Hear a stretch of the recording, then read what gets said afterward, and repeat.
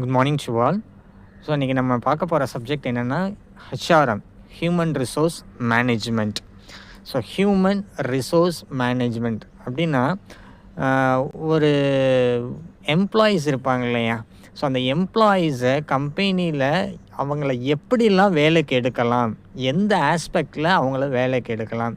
So நம்ம இந்த சப்ஜெக்டை நம்ம பார்க்கும்போதே யாருடைய பாயிண்ட் ஆஃப் வியூவில் நம்ம நினச்சிக்கணும்னா அஸ் எ ரிசோர்ஸ் மேனேஜர், அதாவது ஹியூமன் ரிசோர்ஸ் மேனேஜர்.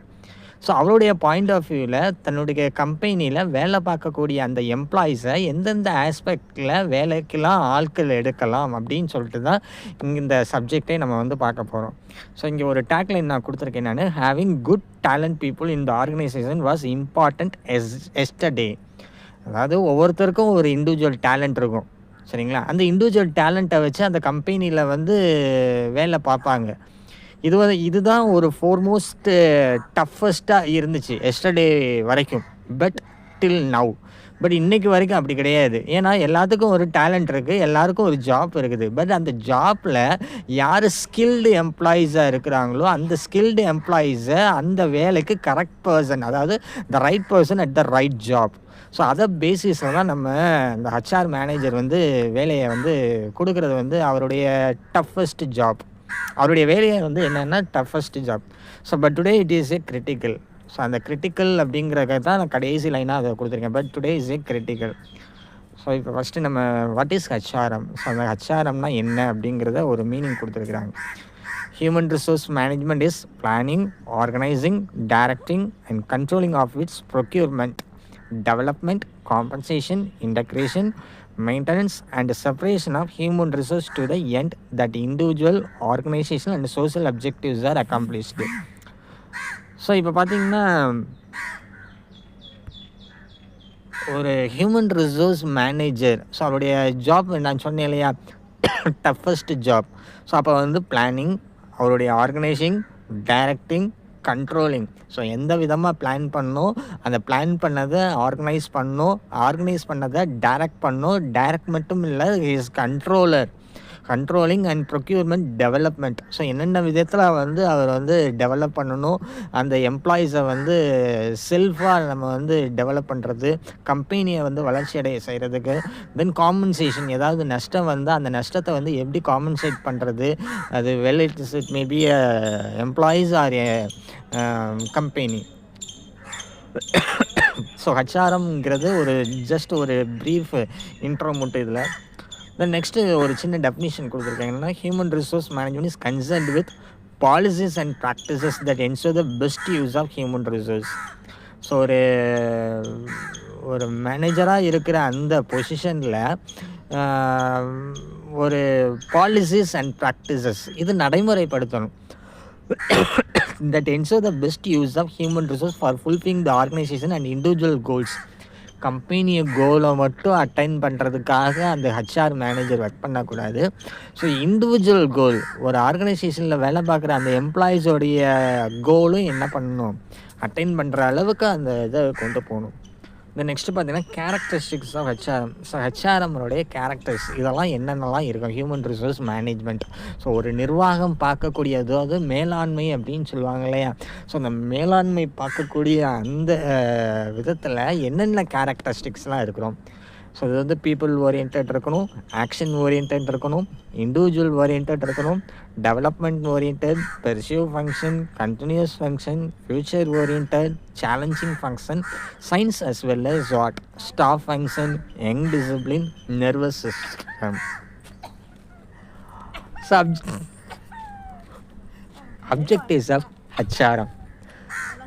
ஸோ ஹெச்ஆர்எம்மோடைய இதோடைய அப்ஜெக்டிவ்ஸ் என்னென்னலாம் நோக்கமாக இது செயல்படுது.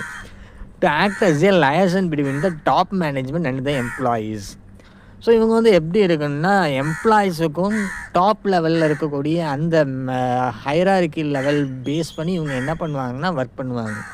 ஸோ ஹையஸ்ட் லெவல், அதாவது top level to low level, to arrange and maintenance adequate man power inventory. So எப்போவுமே அடிக்குவேட், ஸோ அந்த மேன் பவர் இவங்கக்கிட்ட இருக்கணும். So man power in the sense எப்போ எந்த வேலை சொன்னாலும் அந்த வேலை செய்யக்கூடிய ஆட்களுடைய பவர் இவர்கிட்ட இருக்கணும். To devise employees between schemes, employees benefit scheme. So benefit ஸ்கீம்னால் எம்ப்ளாயீஸுக்கு ஏதாவது ஒரு தேவை இல்லை வேறு ஏதாவது பிரச்சனை அப்படின்னா அவங்களுக்கு பெனிஃபிட் ஆகிற மாதிரி சில ஸ்கீம்ஸு. ஸோ இந்த இஎஸ்ஐ பிஎஃப்னு சொல்லுவாங்க இல்லையா, ஸோ அந்த மாதிரி பெனிஃபிட் ஆகிற schemes to ensure and encompass the quality of work life. So இவங்களுடைய ஒர்க் லைஃப் வந்து, அதாவது எம்ப்ளாயீஸோடைய ஒர்க் லைஃப் வந்து ஸ்டாண்டர்ட் ஆஃப் லிவிங் வந்து மேம்படணும். டு ஆஃபர் ட்ரைனிங், தெரியாத வேலையை வந்து தெரிஞ்சுக்கிறதுக்கு முயற்சி பண்ணணும். எந்த வேலையும் யாருக்கு வந்து தெரியாமல் இருக்கக்கூடாது. ஸோ அப்போ எம்ப்ளாயீஸை பொறுத்த வரைக்கும் எல்லா வேலையும் வந்து அவங்க வந்து தெரிஞ்சுக்கணும். To help keep up ethical values and behaviour amongst employees both within and outside the organisation. To maintain higher morale and good human relations with the organisation. So இந்த கோஆர்டினேஷன் சொல்லுவாங்க இல்லையா, ஸோ எந்த ஒரு வேலையை எடுத்துக்கிட்டாலும் அந்த வந்து team ஒர்க்காகவும் கோஆர்டினேஷன் இருக்கணும். ஸோ அதுதான் இங்கே கொடுத்துருக்காங்க. To maintain high morale and good human relation within the organisation. So இதோடைய டாட்டா குரூப்பில் உங்களுக்கு நான் எக்ஸாம்பிளாக எடுத்து நான் இதில் உங்களுக்கு பிபிடியில் இன்சர்ட் பண்ணியிருக்கேன். நான் tata companies help provide equal opportunity for all employees. So அவங்க வந்து என்ன பண்ணாங்கன்னா, டாட்டா குரூப் வந்து எம்ப்ளாயீஸ் வந்து ஈக்குவல் ஆப்பர்ச்சுனிட்டி கொடுப்பாங்க எல்லாத்துக்கும். தென் பாலிசிஸ் பார்த்திங்கன்னா எந்த ஒரு வேறுபாடும் இல்லாமல் அவங்களுக்கு வந்து இருக்கும். ஸோ ட்ரீட்டட் வித் டிக்னிட்டி, அவங்களுடைய டிக்னிட்டி, அதாவது அவங்களுக்குன்னு சொல்லி ஒரு டிக்னிட்டி இருக்கும் இல்லையா, ஸோ அந்த டிக்னிட்டி எக்காரணத்தை கொண்டு விட்டு கொடுக்காத அளவுக்கு அவங்க வந்து எம்ப்ளாயீஸை வந்து ட்ரீட் பண்ணுவாங்க. So maintaining work environment free all forms of harassments. சில இடத்துல வேலை பார்க்குற இடத்துல பார்த்திங்கன்னா நிறையா ஹராஸ்மெண்ட்ஸு, அதாவது வேலை சொல்லி சாவடிப்பாங்க. இன்னும் விதத்தில் எப்படி இருக்குன்னா, வேலை சுரண்டல் அப்படின்னு சொல்லுவாங்க இல்லையா, தகுந்த வேலைக்கு கூலி கொடுக்காமல் இருக்கிறது, இல்லை வேறு ஏதாவது ஃபிசிக்கல் ஹராஸ்மெண்ட், ஸோ இந்த அளவுக்கு இல்லாமல் செயல்படுறது. நான் இது வந்து ஒரு சின்ன எக்ஸாம்பிளுக்கு டாட்டா சொல்லியிருக்கேன். இதே மாதிரி வேறு ஏதாவது நீங்கள் என்ன பண்ணிக்கலாம். கம்பெனிஸில் வந்து அவங்க அந்த வேலை பார்க்குறவங்க வந்து ஃப்ரீ சர்க்கம்ஸ்டான்சஸ் அண்டு எந்த விதத்துலையும் வந்து பாதிக்காத அளவுக்கு வந்து அவங்க வந்து வேலை பார்க்குற மாதிரி இருக்கணும். So respect for the right to privacy and right to heard. So அவங்களுடைய ப்ரைவசி வந்து எந்த அளவுக்கு வந்து பாதிக்காத அளவுக்கு வந்து நடந்துக்கணும். So equal opportunity all eligible decisions are based on merit. So இதோடைய ஸ்கோப் கொடுத்துருக்குறாங்க.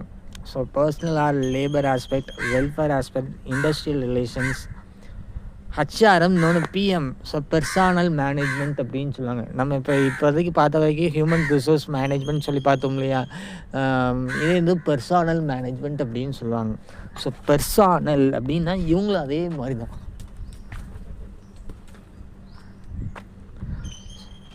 ஸோ அதனுடைய வேறுபாடு தான். HRM is proactive in nature while PM is reactive. HRM is resource centred factor where PM is employee centred activity. So வந்து employee சென்டர்டாக இருப்பாங்க. Personal management, so அதான் PM அப்படின்னு கொடுத்துருக்காங்க. HRM members are flexible open ended contract, but PM emphasises the strict observes and defined rules procurement and contracts. So next continue பண்ணி. So functions of HRM management. So என்னென்னலாம் ஃபங்க்ஷன்ஸ்லாம் இதில் இருக்குது. Already நம்ம இதை பார்த்து டிஸ்கஸ் பண்ணுவோம். Planning, organising, staffing, directing, controlling. So இதில் ஆப்ரேட்டிவ் ஃபங்க்ஷனில் procurement, development, compensation, maintenance and motivation, integration, industrial relations. So இதை தான் இண்டிவிஜுவலாக அவங்களுக்கு கொடுத்துருக்குறாங்க. ஆப்ரேட்டிவ் ஃபங்க்ஷன்ஸ் ஆஃப் ஹெச்ஆர்எம்மில் என்னென்ன விதத்தில் வந்து அவங்க கிளாஸிஃபை பண்ணியிருக்கிறாங்க அப்படின்ட்டு. Next evolution. ஸோ இந்த ஹெச்ஆர்எம்ங்கிறது ஆர்ஜின் சொல்லுவாங்க இல்லையா, எந்த வருஷத்துலேருந்து இவங்க ஆர்ஜின் பண்ணியிருக்கிறாங்க, கொண்டு வந்துருக்குறாங்க. 1820 ஸ்டில் நவ் இப்போ வரைக்கும் நமக்கு வந்து இந்த ஹெச்ஆர்எம் ப்ராக்டிசஸ் வந்து நடைமுறையில் இருக்குது. ஸோ அதோடைய ஸ்டெப் பை ஸ்டெப்பாக தான் கீழே அந்த பாயிண்ட் கொடுத்துருக்காங்க. இண்டஸ்ட்ரியல் ரெவல்யூஷன், ட்ரேட் யூனியன், அது எந்த வருஷத்தில் வந்து ஸ்டார்ட் பண்ணது, எந்த வருஷத்தில் அது எண்டாக இருக்குது. ஹெச்ஆர் மேனேஜர் அவருடைய குவாலிட்டிஸ் எந்த அளவுக்குலாம் இருக்கணும். ஸோ வேலை பார்க்குறவங்கள வந்து மேனேஜ்மெண்ட் பண்ணி அந்த ரோலில் ப்ளே பண்ணுவாங்க இல்லையா, ஸோ அந்த ரோலில் இருக்கக்கூடிய அந்த எம்ப்ளாயீஸ் வந்து அந்த ரோலில் இருக்கக்கூடிய அந்த பர்சன்ஸ் என்னென்ன குவாலிட்டிஸ்லாம் அவங்களுக்கு வந்து இருக்கணும். So knowledge oriented, intelligence, communication skill, so அவங்களுடைய அறிவு ஆற்றலும் அவங்களுடைய தகவல் தொடர்புக்கு உண்டான அந்த skills, objectivity and fairness, leadership and motivational qualities. So தாங்கிட்ட வேலை பார்க்கக்கூடிய அந்த எம்ப்ளாயீஸை வந்து மோட்டிவ் பண்ணுற அளவுக்கு இவங்க என்ன பண்ணணும்னா தகுதி வாய்ந்த ஒரு நபர்களாக இருக்கணும். ஸோ அந்த லீடர்ஷிப் ஸ்கில், தலைமை தாங்குதலுக்கு உண்டான அந்த பண்பும் இருக்கணும். So emotional maturity and empathy. சரிங்களா? So this are all the HRM ப்ராக்டிசஸோட ஒரு இன்ட்ரோ நம்ம வந்து பார்த்துருக்கோம். So thank you.